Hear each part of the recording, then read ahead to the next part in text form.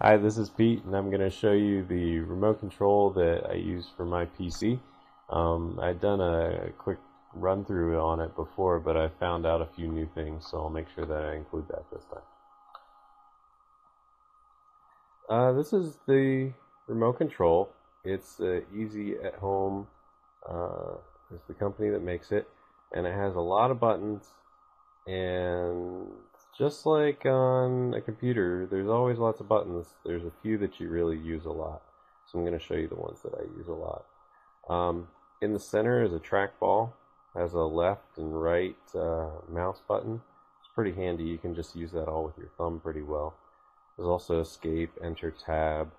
Down below there's a backspace and a space down in the lower right.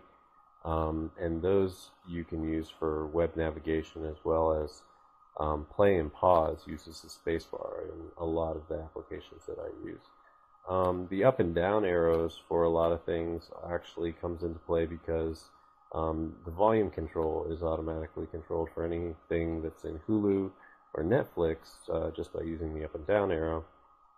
And then the page up and page down keys also come in handy.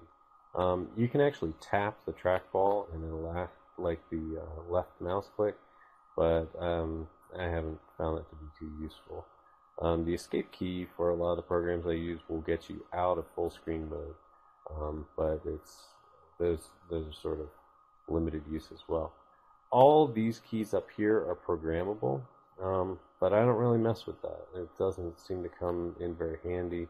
I've tried using things to mute or to zoom in, but you really use that a lot less than you might think when you're playing things. So it's not too big of a hassle.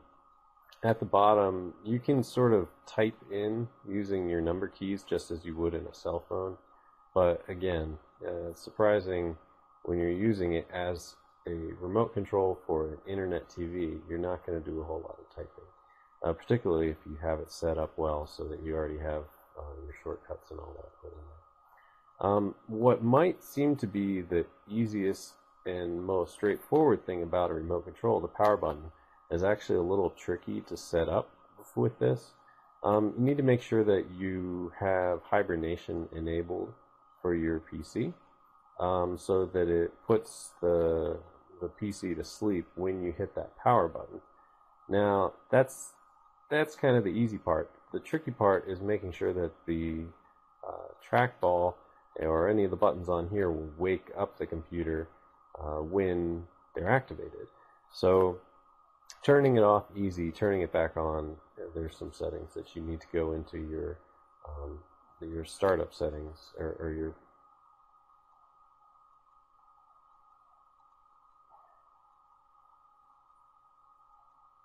So turning it off is pretty easy. Turning it back on is a little bit of a pain, and you just need to go into your power settings that are right around where your screensaver is and get that turned on so that this will be able to be an activating device as well.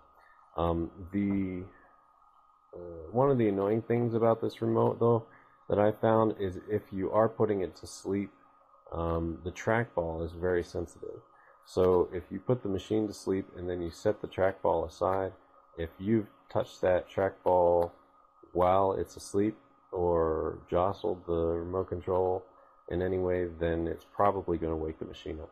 So I typically put the remote down and then press the power button and then don't touch it because it'll come back on.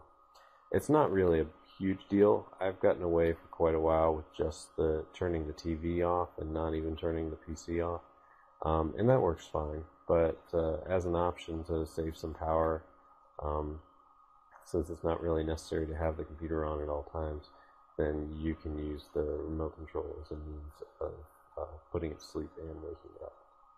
And that's the Easy at Home remote control that I use for my PC.